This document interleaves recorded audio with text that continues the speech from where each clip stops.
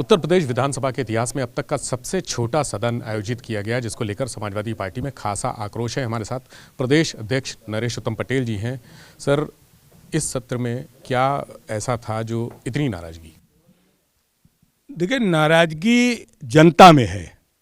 जन समस्याओं को लेकर समाजवादी पार्टी सदन में किसानों, नौजवानों, मजदूरों, समाज के हर वर्ग की बात सदन में रखती है। भारतीय जनता पार्टी ने चुनाव में जो वादा किया उस वादे पर खरी नहीं उतरी। भारतीय जनता पार्टी ने किसानों के लिए कहा था कि हम 2022 में किसानों की आय दुगना कर देंगे। यही तो हम लोग पूछते हैं सदन के अंदर कि आपने किसानों की आय में कितना इजाफा किया। लगातार महंगाई बढ़ाते चले जा रहे हैं। डीजल का दाम, पेट्रोल का दाम, रसोई गैस का दाम, खाद का दाम, बिजली का दाम, सिंचाई का दाम, पढ़ाई का दाम सब आप बढ़ाते जा रहे हैं। और दूसरी तरफ आप कह रहे हैं कि हम किसानों की आय दुगना करेंगे। इन बातों को लेकर हम सदनों में चर्चा करना चाहते हैं, लेकिन भारतीय जनता पार्टी इन बातों को सुनना नहीं चाहती है और भारतीय जनता पार्टी सदन चलाती नहीं है। अभी 3 दिन के लिए कार्यसूची बनाई थी, 3 दिन के बजाय वो 2 ही दिन के अंदर उन्होंने अपना समेट लिया और जन समस्याओं की चर्चा नहीं होने दिया। ये लोकतंत्र के लिए अच्छा नहीं है।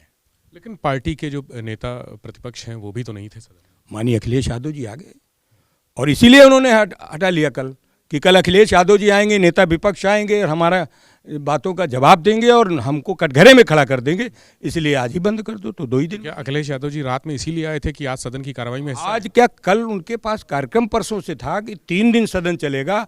कल दुर्भाग्य से हमारी पार्टी के वरिष्ठ नेता विजय बहादुर पाल जी का देहांत हो गया था, मंत्री थे, उसमें उनके शोक परिवार कन्नौज के थे और रास्ते ही में पड़ता था, तो सुबह उनके यहाँ चले गए और आज उनको यहाँ पार्टिसिपेट करना था, भागीदारी करना था, लेकिन भारतीय जनता पार्टी ने जानबूझ करके कल ही सदन को उठा दिया। तो अब क्या रणनीति रहेगी समाजवादी पार्टी? समाजवादी पार्टी का नेतृत्व तो बैठेगा और जो आगे की रणनीति होगी हम निश्चित रूप से आपके सामने रखेंगे। आगे क्या जो आपने समस्याएं उठाई हैं बेरोजगारी की और किसानों की, उसको लेकर कोई आंदोलन करेंगे? सदन भी इस तरह से चला मात्र 6 घंटे के लिए, जो इतिहास रहा, उसको लेकर कोई आंदोलन सड़क पर? निश्चित रूप से। अब तो चुनाव आ गया, नगर निकाय का चुनाव आ गया। नगर निकाय के चुनाव जनवरी तक हो जाएंगे, जनवरी 1 तक या 15 जनवरी तक हो जाएंगे और निश्चित रूप से इन चुनाव के बाद समाजवादी पार्टी किसी बड़े आंदोलन की तरफ जाएगी। अच्छा, अखिलेश जी ने एक ट्वीट भी किया है, उसको लेकर क्या कहेंगे? ट्वीट किया है जो अखिलेश जी ने। अभी मैंने देखा नहीं। शिवपाल जी भी आ गए हैं साथ में, उपचुनाव में जुड़ गए हैं। अब शिवपाल जी की भूमिका पार्टी में क्या तय हो रही है? देखिए, वो पार्टी का मदद किए, समाजवादी पार्टी की मदद किए, उनका बहुत आभार व्यक्त करते हैं। उनको नेता सदन बनाए जाने की, प्रतिपक्ष बनाए जाने की बात चल रही है, क्या इसमें कोई सच्चाई है, कोई दम है? अभी तो समाजवादी पार्टी का राष्ट्रीय नेतृत्व तय करेगा कि क्या होना है, लेकिन उन्होंने मदद किया, हम उनका आभार व्यक्त करते हैं। आगे चुनाव में क्या उनकी भूमिका रहेगी? निकाय चुनाव में चूंकि संगठन का ढांचा मजबूत करना है, बहुत सारी चीज़ें होनी है, महानगर अध्यक्ष, जिला अध्यक्ष तय होने हैं। हमारा तो निवेदन यही रहेगा कि हम सब लोग मिल करके चुनाव लड़ें, बाकी आप उनसे पूछ लीजिएगा।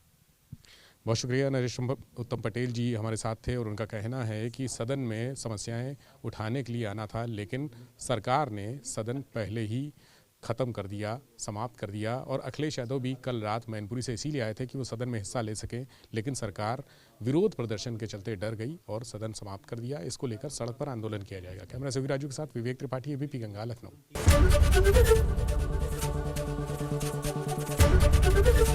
एबीपी गंगा, खबर आपकी, जुबान आपकी।